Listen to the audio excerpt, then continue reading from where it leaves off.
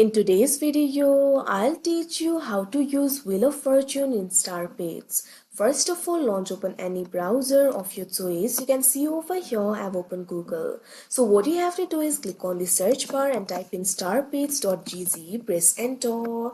After you do that, you'll be led to the official website of StarPets. Make sure you're logged into your account. Initially, you'll be led to this kind of interface. So what you have to do is simply click on the profile icon that you can see right over here on your screen.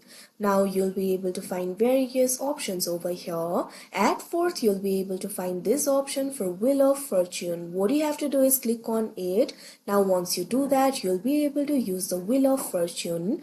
If you use the fortune wheel, you can potentially win the free items including free pets. So what you have to do is simply add the spins. Click on this option add spins that you can see on the screen. Now once you do that, you'll have to enter the promo code over here. What you have to do is simply enter the working promo code.